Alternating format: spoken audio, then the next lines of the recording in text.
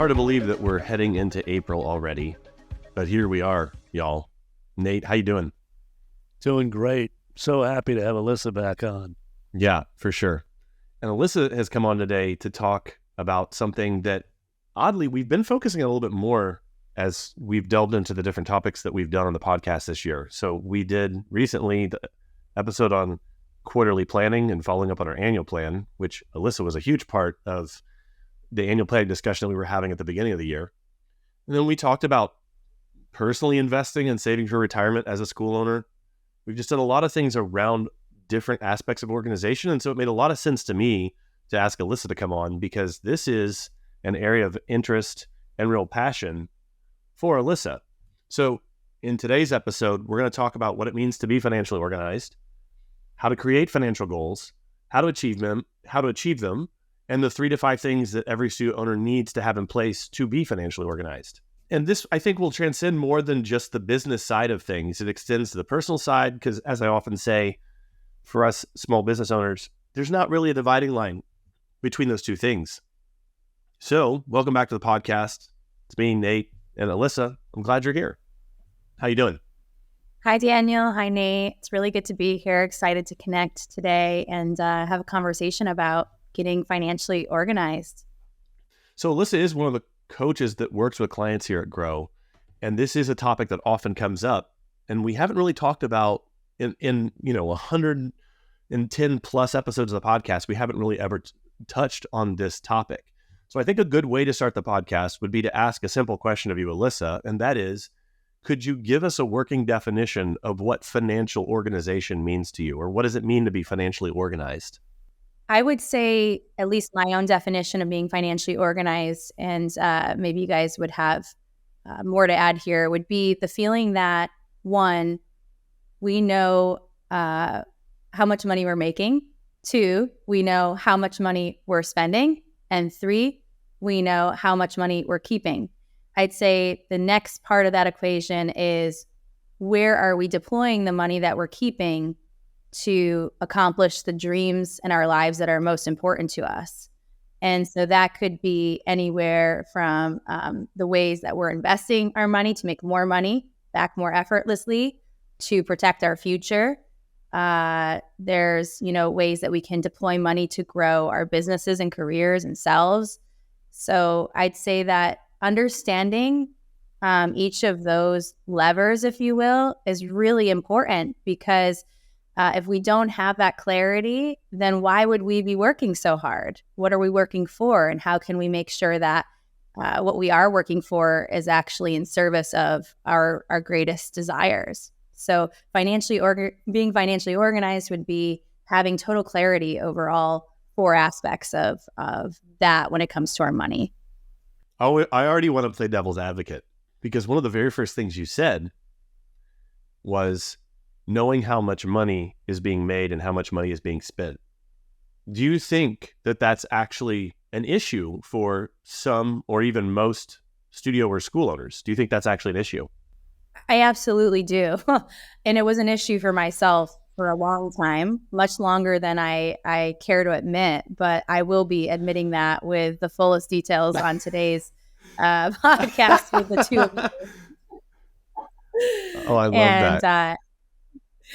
And I think that don't get me wrong, I've most definitely, with my experience coaching, I've most definitely seen studio owners make it work somehow. Like by the grace of God, they've not known what they were making or spending.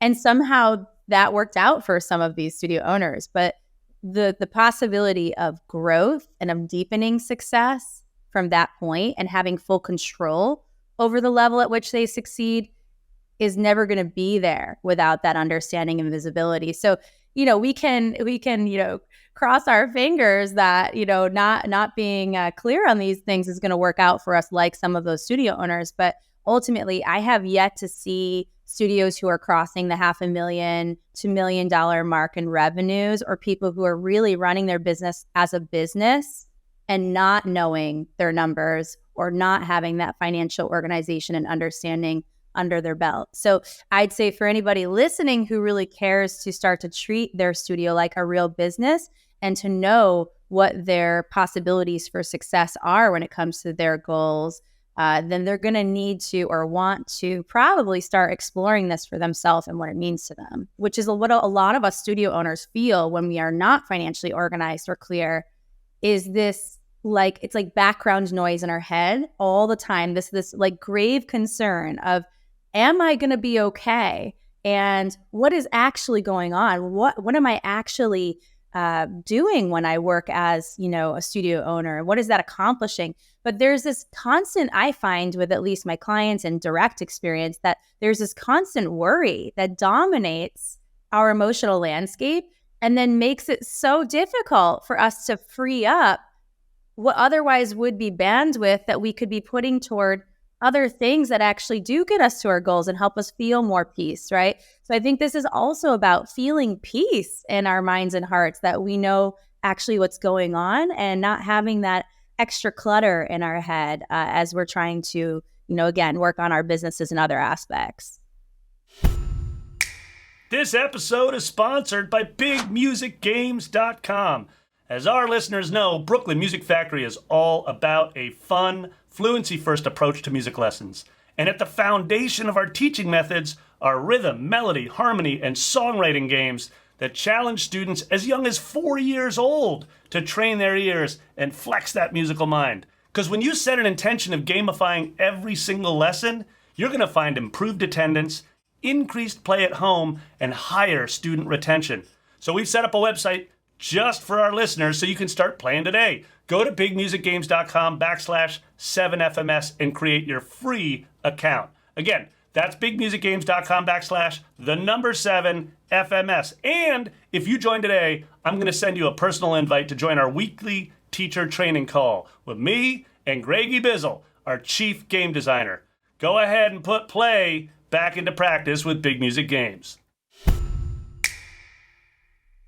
So, Alyssa, earlier you had mentioned that, it just sounded like there was something deeper going on there, where you said, I have some stories to tell. So I think this might be a good place for you to kind of share why this is such a point of passion for you, why this topic is so important to you. And it sounds like there's something, it sounds like there's a real backstory there. So go for it. I wonder how far back I should go. I mean, this has been such a journey. So I would love to share this story, and now I laugh about it. Of course, it wasn't so many laughs as I was going through it, but I do want to share this in the spirit of those listening who feel like, I'm getting financially organized.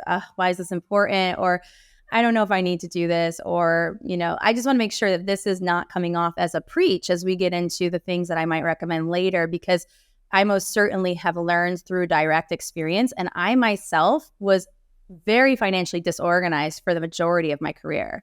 So I think I just really got financially organized to the level that I would speak to today about 5-6 years ago, probably. And I've been at this, now for 11, 12 years. So only 50% of the time that I've been really working on Musicians Playground have I had that level of understanding and clarity. And in most cases, I had no idea what I was earning, spending, or keeping for the first 50% of my career. So, so I think I'll start with a story, which is where Musicians Playground came from. And this will shed light on how little I really did know about money and financial management organizations. So I was 20 years old. I graduated college, and I drove my college car packed with my dormitory belongings to Boston. And I was set on going to Berklee College of Music, where I was going to get a degree and land the job of my dreams within the music industry. Now, that didn't exactly happen that way. Instead, I was quickly a struggling artist. I had to take on a few different jobs. And one of the things that I ended up doing was buying a piano in order to start teaching out of my very first live workspace. So I had some savings built up because my grandmother was an angel, and every year she would help deposit money into an account that she would not give me access to until I was 18 years old. So me, being the passionate artist I was, walked myself to Steinway, of all places, and said, I'm going to buy a baby grand piano of my dreams because that's a worthy investment. And so instead of doing the logical thing, maybe taking half of that savings and putting it toward the piano, maybe buying a piano that's reasonable for a 21-year-old to buy, maybe spending some of that money on a bed or like a couch, right? I ended up taking all of that savings and buying a piano that I clearly should not have been buying at that point in my journey. And I was super proud. And I took pictures with the sold sign. And I have to say, part of me getting that also, probably I could go to jail for this, is I went to Bank of America and asked for a credit extension, told them I needed a larger line, put even more on a credit card to buy that piano.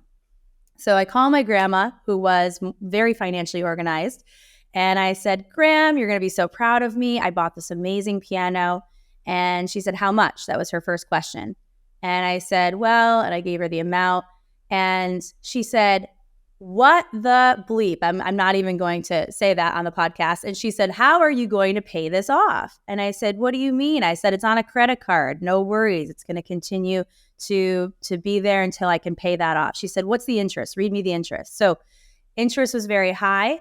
And so grandma had to bail me out. She sent me a check in the mail and she sent me 12 pre-stamped envelopes to pay her back across the next year to come. So first lesson was what was interest and the idea of debt and payback and how do I figure that out, right? I did end up paying my grandmother across a few years, but made very minimal movement toward being financially organized. It wasn't until 2018 when I went through the eviction at one of our third live work spaces for Musicians Playground that I had to get really financially organized. So being the dreamer I still was at this point, being very non-connected to my financial understanding and organization, I was looking for new commercial spaces in Boston. And the issue is that up until that point, I was in sweetheart deals and live workspaces that were very much safe bets. But when you move into a commercial space in downtown Boston, it's a very different world. So very quickly, I was looking at rents that were quadruple what I was paying in that current space. I was lucky. I had a mentor at the time who loosely advised me in certain critical moments like this in my business. And we sat in the Boston Commons next to the fountain. It was like a summer day. We had just toured where Musicians Playground is currently. And he says, Alyssa, let's talk numbers. I said, should I go for this space? Should I not? He said, well, let's look at the numbers. How much are you earning? Do you have a profit and loss statement we can look at? And I said, what's that? Right. And he goes on to say, well, do you know how many clients you have? I said, well, I'm not really sure. I can look or try to figure it out. Maybe give me a couple weeks. Right. Well, do you know how much you're spending? No idea, Dan. I know I have money in my account, So Dan said, Alyssa, do not sign that lease. Whatever you do not sign that lease. We have to have more understanding before you sign that lease. What did I do? I signed the lease. And I went against what Dan advised me to do. So Alyssa ended up committing herself to a $10,000 a month rent, of which she personally guaranteed, which is a big no-no. And I had no idea how I was going to handle, on top of that, a build out or any of these other responsibilities that were going to come along with saying yes to this.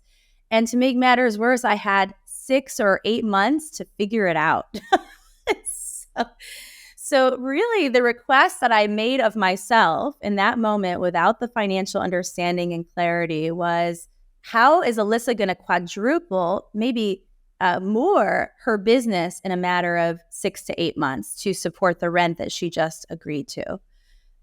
So the starting point for me getting financially organized was out of pure necessity, because if I didn't, I would have probably not been having much to my name at this point. I would have been in a very likely different position in my life. I don't know what it would have been. I hate to say it, maybe homeless, I'm not sure, but definitely was not looking bright for me if I didn't get organized. So that started with me doing the simple things, which we can talk about today. Like, do you know how many clients you have? Do you know how much you're making per clients, right? This is for the very small studio owners.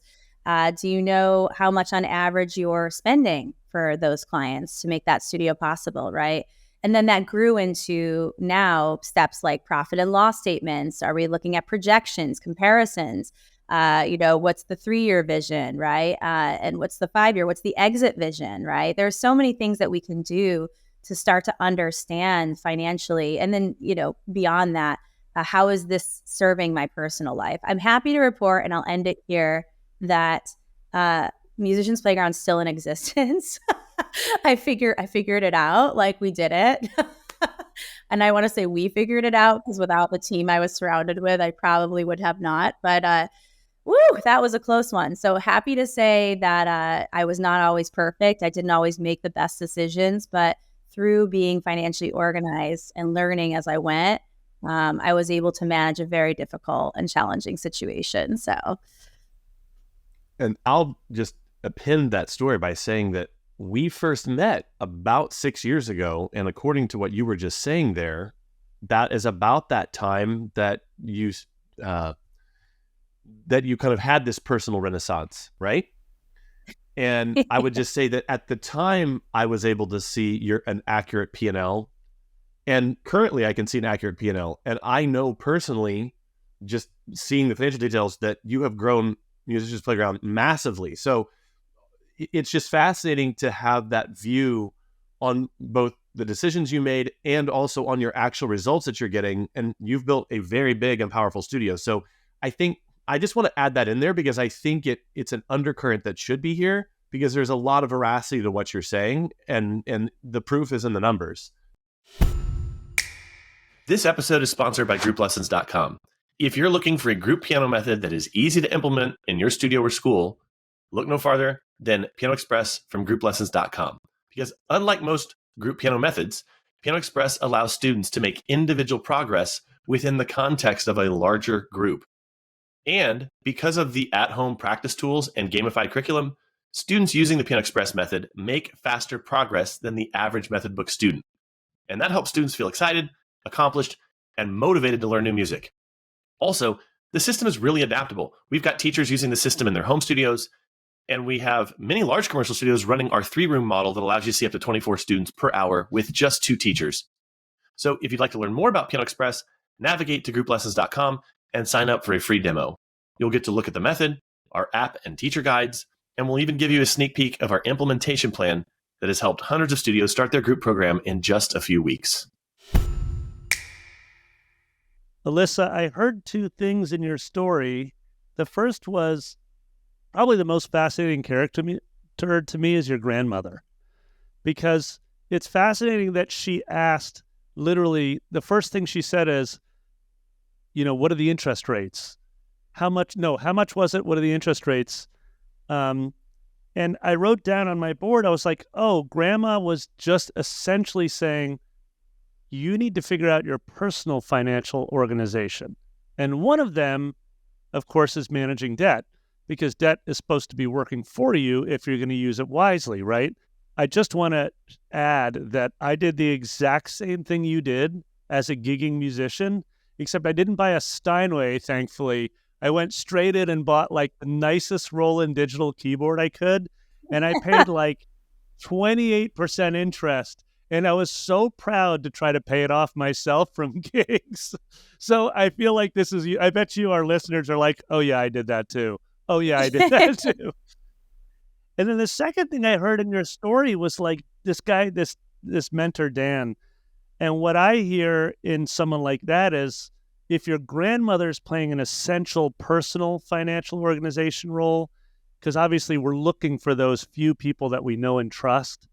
Like, I have uncles and aunts that I would always go to and ask. Like, I didn't get that kind of wisdom from my own parents the way I'd hoped. So I would, you know what I mean? Like, we'd go and ask these people, because it's not like you're supposed to know it, right? Right.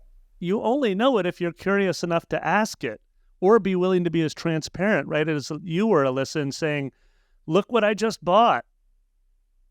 Yeah. You know? Right. But I wanted to comment on Dan. To me, he seems like really one of these vital characters that we meet in our growth as business people, because he's coming in and he's saying, it's time for you to begin to get fluent and organized around your business finances. And by the way, that's different than your personal organization, right? And so he's being really clear in the way he's asking. And I was going to share a similar story around what you said when Dan says, like, don't sign the lease, and then you went ahead and signed it. I know that energy, right? Because we literally did the same thing. I was in a business class, and it was taught by, entrepreneurs, and this one entrepreneur had just sold his business and volunteered for free to be our part-time CFO. And so he's like asked me all these questions. I got all the materials together for him. And then he said to me, he's like, okay, I want you to do these 3 things. One of which was, don't spend money until you get me these things. And of course, I didn't follow his simple directions. I went ahead and invested $25,000 in building out a couple studios and doing these other things. And here's the kicker, Alyssa, and then I'm fascinated to know if Dan's still around to help mentor you. But what happened in our case is that when he came back a month later, he's like, I'm going to be on vacation. I'm coming back a month later. When he came back a month later and he asked me if I'd done the 3 things, and I said, well, actually, instead we did this and this. He said, okay. He wrote us a letter and he said, I resigned from the position. And he's like, I wish you the best of luck, and you can take all the work that I've done for you in analyzing your company, but you're going to need to find somebody else. Wow. And it was a gut punch. It was literally my wake-up call. That was like 2014 or something. We were like 4 years into the company, into BMF. Wow. So anywho, when we have these mentors like your Dan who comes along, I'm curious what happened next. I know you're probably going to start sharing a little bit. Maybe you don't want to share any more of the story, but it is fascinating to know what happens when you go ahead and just sign the lease. And here you are years later, and you have gotten organized and you have found your footing. So anyways, those are some of my takeaways just from your story so far. Wow, that's incredible, Nate. I mean, just that moment where he resigned from that position, that is definitely a punch in the gut. I can't imagine that. Luckily Dan, so the funny story about Dan is he actually was my piano student for, since 2016, I want to say. And Dan sold his company for $500 million. So he's a very big deal within the tech space. And of course, it makes me laugh, thinking about what a big deal he is, and and the heart that he has to sit with me in the Boston Commons and ask me, for a P&L, and me say, "What's that?" So that's a teacher if I haven't seen one, with a lot of patience. But Dan, actually, funny story. I continued to teach him through all of that, and we had dinner maybe a couple years after we signed that lease at Ruka. Which is one of my favorite restaurants around the corner. Anyone coming to Boston, go to Ruka. Okay, I'm not getting paid to promote that restaurant. You can cut this if this is irrelevant. But we're at the bar, and he cheers me and he says, "Alyssa, I can't believe you did it." He said, "I can't believe you did it." And he just said, I really thought it was going down. I thought, we were going to have the next series of conversations of, how do we liquidate everything, file bankruptcy, all of this stuff, right?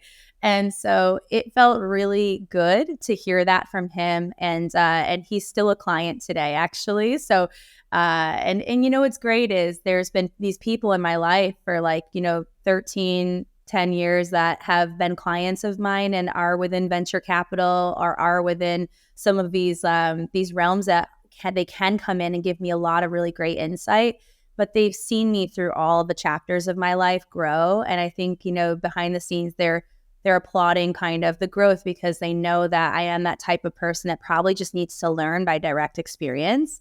So that was the next point I wanted to make is, Nate, I think there's there's there's probably more types of people in this world, but I used to think something was wrong with me because I never, I didn't follow directions well. And what I realized is that, I am somebody who needs to learn by doing it, by direct experience. There has to be a need that then presents itself to compel me to grow, to change, to know, versus someone kind of telling me like, this is, how it's going to go, and I'm going to teach you.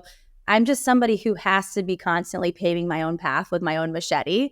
And that's just who I am. And I've come to understand that. I am aware of that. So when I do receive coaching, I try to like tap into, a different side of myself, and really be more open to the things that people are trying to share with me and help me with now. But I do think that there is validity as well in learning by direct experience. However, in order to do a better job of doing by direct experience, we have to have visibility, clarity, understanding over ourselves, and ultimately for business, our numbers, right? So I think that these are ways that we can then make better decisions as business owners and as people when it comes to, to succeeding. So, yeah.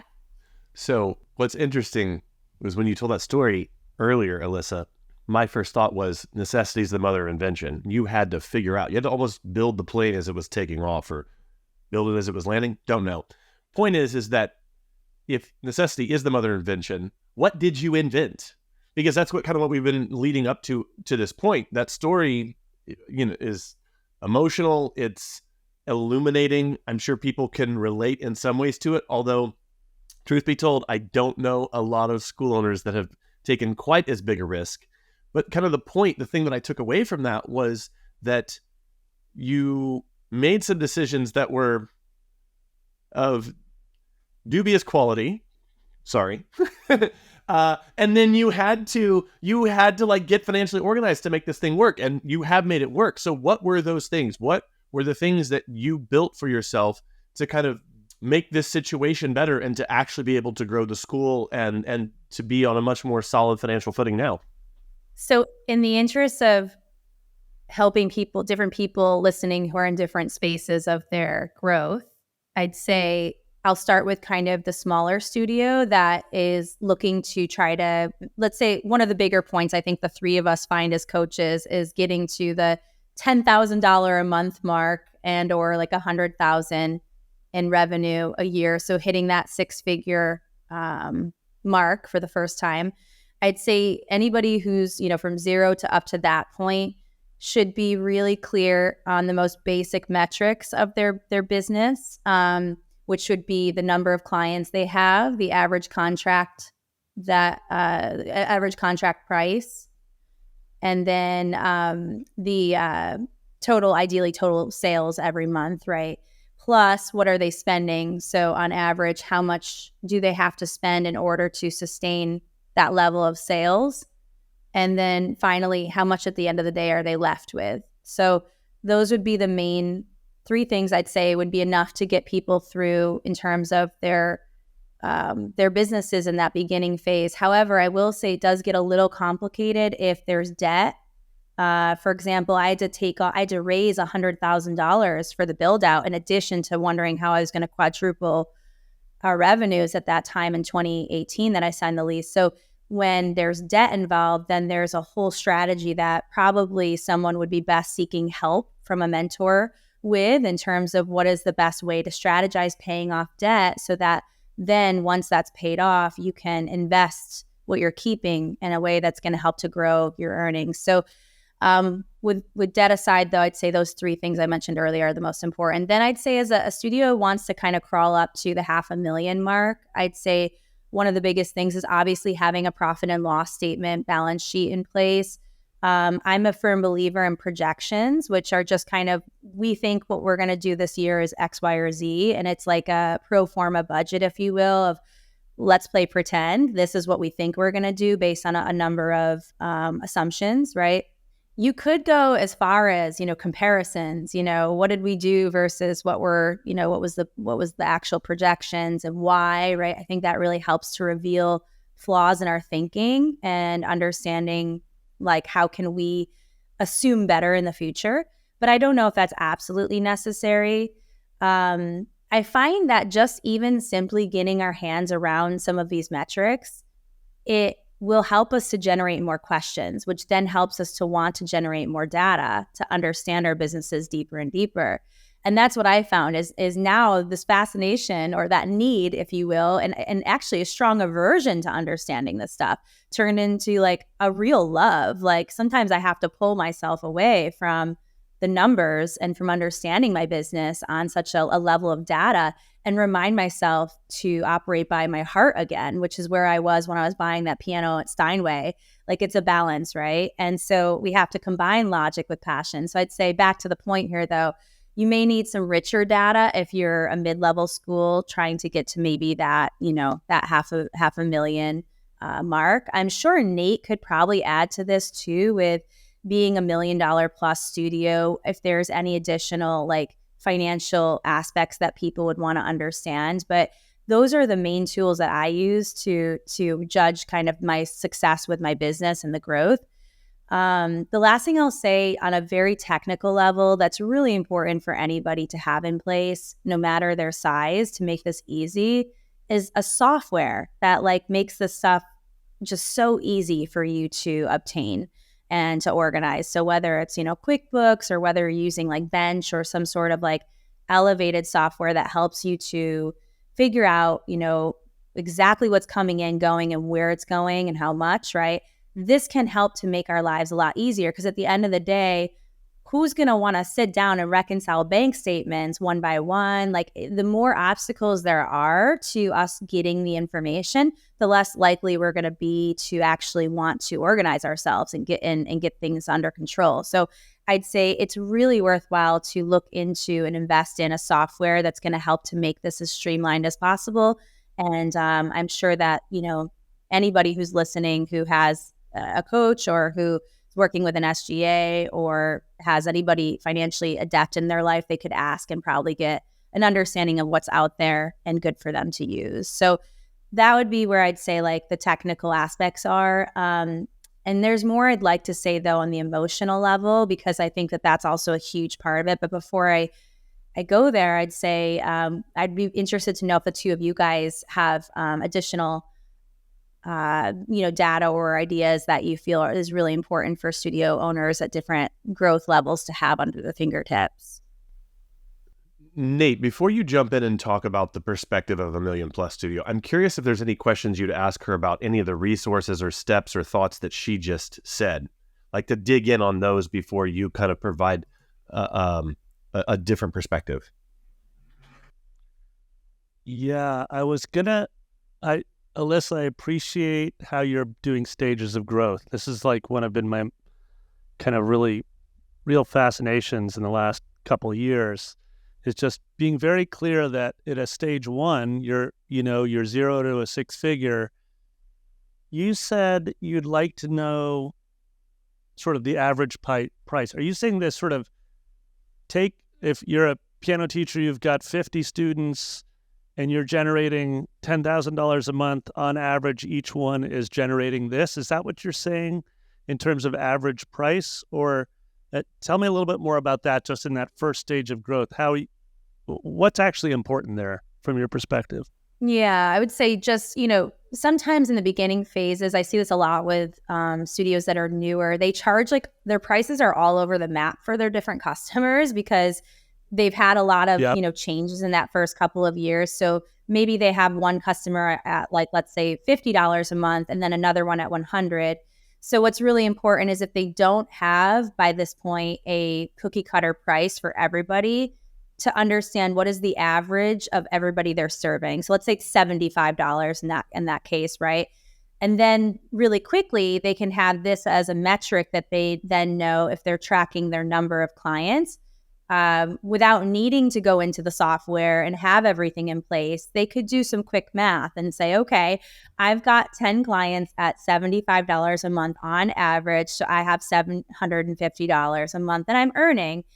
So just ways to kind of help to make the thinking about their business more simple and clear. And the average can help them do that.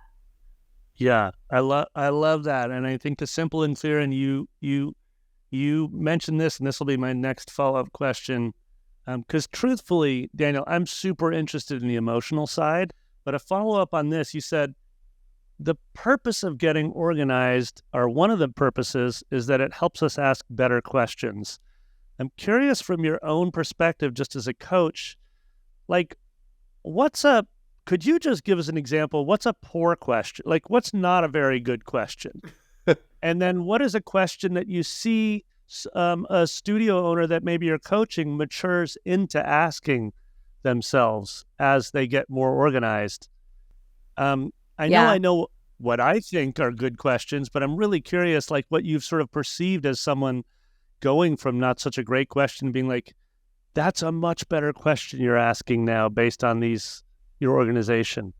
So I'd say an example, and I'd love to know your and Daniel's ideas on this too, but an example might be this kind of a sequence of evolution of question asking. So like one, we might start with in a coaching session, like, okay, well, how many clients do you have? That might lead to, okay, let's say 100.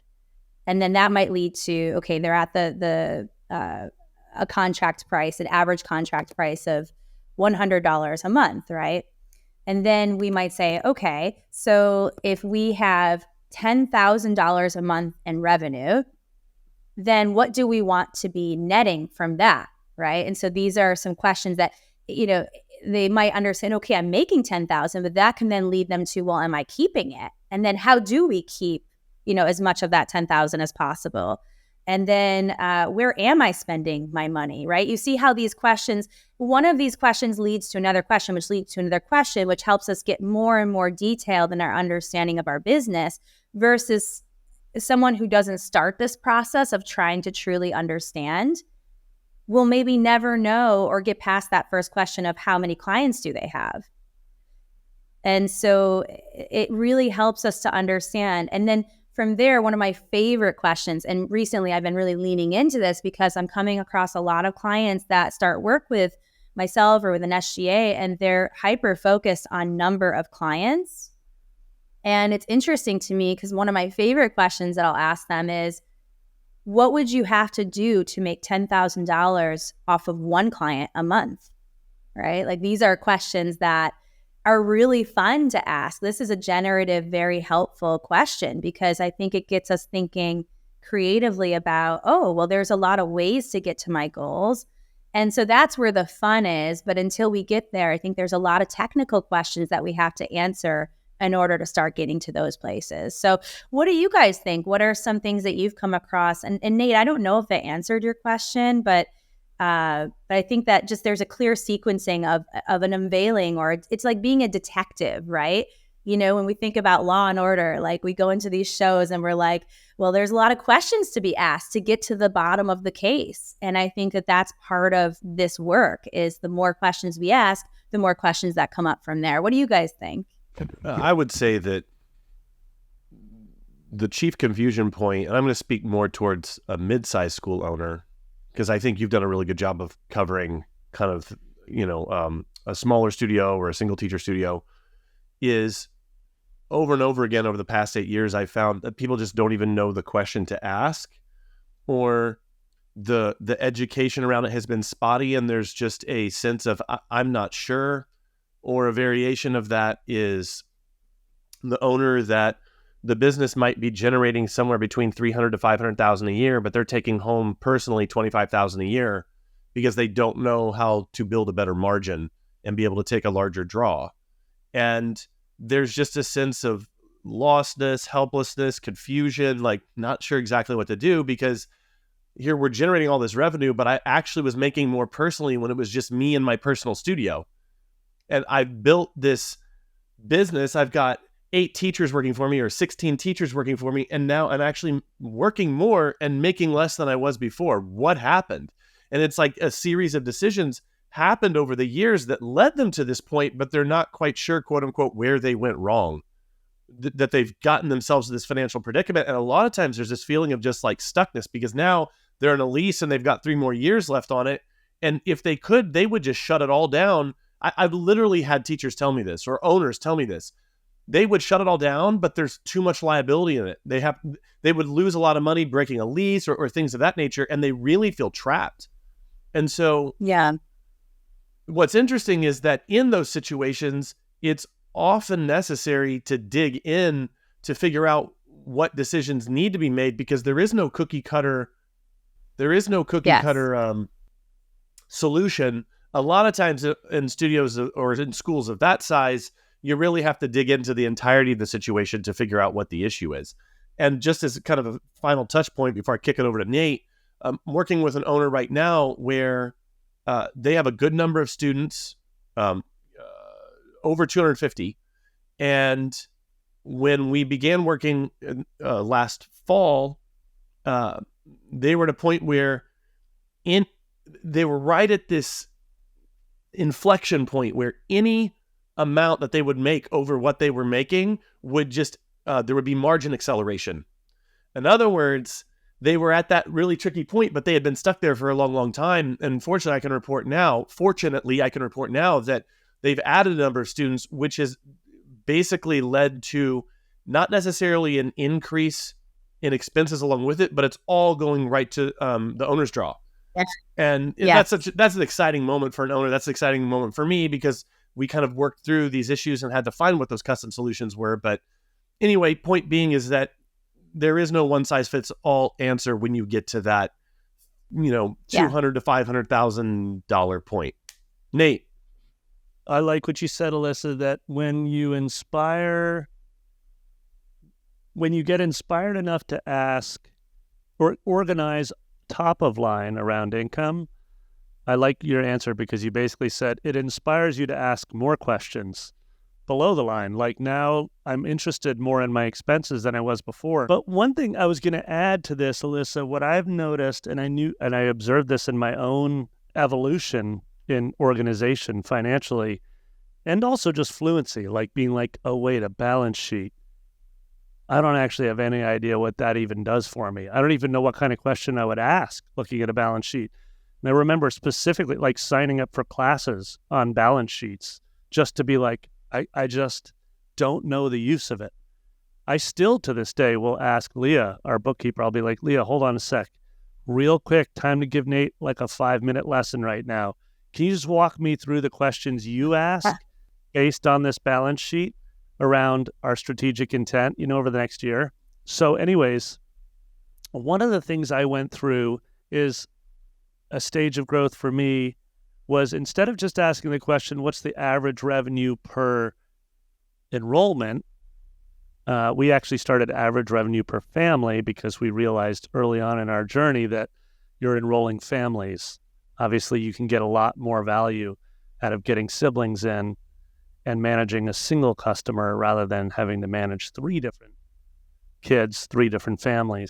But I started becoming fascinated by breaking down by product and going like, okay, at Brooklyn Music Factory, we've got mini keys, we've got Jam Band 101, we've got Rock, Write, and Record.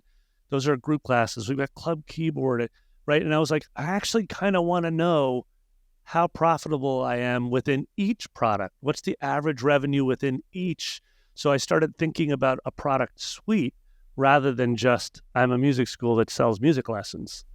I was like, and it gets back to your comment and your question rather, where you start, I can imagine when you're like, how could you make all $10,000 from one customer, right? That's one of the ways that I came into that question, was like, wait a minute, how much are we making off of this product? And should I actually be spending my marketing and sales efforts over here or over here? So that was just something that came up to me around what you said there. I could not agree more with what Nate was just saying there. That's another category that I saw was really, really important to school owners, and that is creating revenue by product. That's a huge one. So definitely agree with that, Nate. So Alyssa, I think as we kind of go into the close here, you had mentioned just a minute or two ago that the emotional component of all this really fascinated you. Maybe let's dig into that to kind of take it into the close. What do you mean by that? What have you observed? I'm really curious. Yeah, for sure. And also, I can't agree with you and Nate more on the points you guys were making in terms of kind of the way in which financial understanding, fluency, organization can make a difference in every size of every school owner's success. And it does come in different shapes and sizes. And often, as we see, and as you pointed to, as studios grow and evolve, there aren't these like super straightforward answers. It takes a little bit of help and working through and strategy, right? But ultimately, I think that the more that we venture to know, the more questions we venture to ask, the more empowered we are in making decisions for the growth of ourselves and our business. So in terms of the emotional reality, I did want to just comment on this, and then we can kind of end here, I guess. I often find, and Daniel, maybe you find this too with clients that you've coached around the topic of financial organization, is that there can sometimes be a very strong aversion to getting this process started, or to sticking with it, or to ultimately deepening it. And I find that because money is really behavioral in terms of our relationship with it, that it can be worthwhile to also be thinking about where and how our relationship with money, both personally and professionally, has played out and why. So one of the aspects of that I might recommend listeners to think about if they haven't already done this is something that I had a coach put me through, and actually Nate put me through this one time, which is understanding our money story. And our money story is really just essentially us understanding our largest influences growing up and the story that they told us about money, and in both direct and indirect ways. And then thus what we've come to regard money as, and or how we treat money. And this could be anywhere from, an example I had was a client who was convinced that she, was doing this to serve the community, and that it wasn't about the money at all, right? But then at the end of the day, we were finding that belief was making it really hard for her to grow and hit her goals in terms of her revenue each year. So we had to reconcile those kind of competing commitments on the emotional level, and reframe some of the beliefs that she had developed. Let me just jump in there Yeah. and just say, I've had the same exact thing with a client within the last couple months, where a decision that needed to be made that really made sense for a rather large school, 300 plus students, there was real emotional barrier to making decisions that needed to be made, but going the other way, where it was almost like, oh, the money doesn't matter. This is a difficult emotional decision to make. No. And so there were actually financial decisions. There were decisions with financial implications being made that were really holding the school back because of the emotional weight of staffing, communication with parents over policies and what programs are going to be run, just a whole cornucopia of issues. So totally resonate with this. I know I jumped in there, but I really wanted to add that, because this isn't just for small studios. There are huge implications, and often ones with huge impacts, especially when you're operating with the leverage of a much larger budget. So anyway, I just wanted to say I really resonated with that, but continue, please.